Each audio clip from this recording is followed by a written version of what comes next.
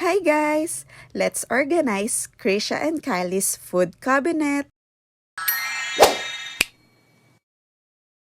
Ganito dati yung itsura ng food cabinet nila Kylie pag nag-grocery ako.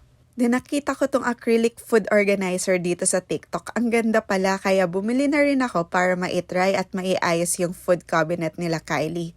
At syempre, kailangan mo na mag-grocery para sa pagkain ni Krisha at Kylie. Let's go! Ito yung mga usually na binibili ko for Krisha and Kylie. Mga pambaon nila sa school at yung pagkain nila pag nasa bahay.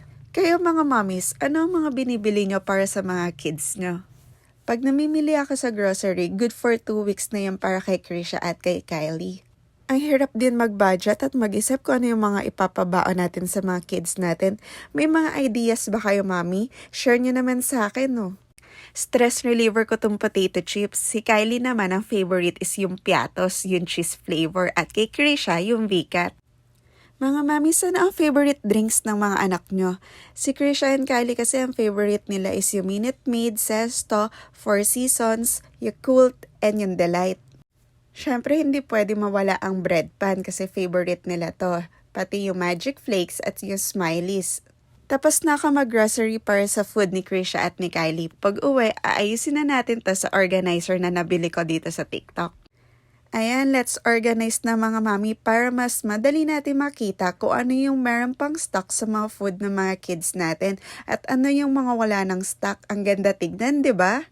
Mga mamis, madaming sizes itong organizer. Meron siyang small, medium, at large. Pwede kayong mamili kung anong size ang gusto nyo.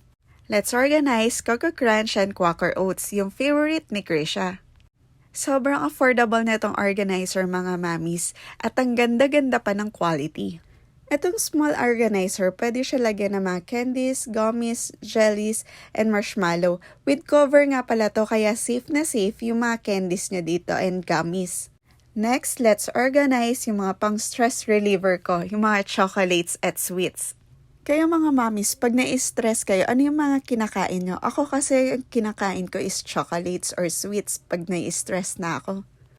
Mahirap maging single mom at widow kasi lahat ng responsibility, ikaw na lang mag-isa. In God's help, kinakaya ko naman yung sitwasyon namin ngayon. Alam ko, hindi naman ako papabayaan ng asawa ko kahit nasa heaven na siya. Etong organizer na to, pwede to sa ref organizer o kitchen organizer.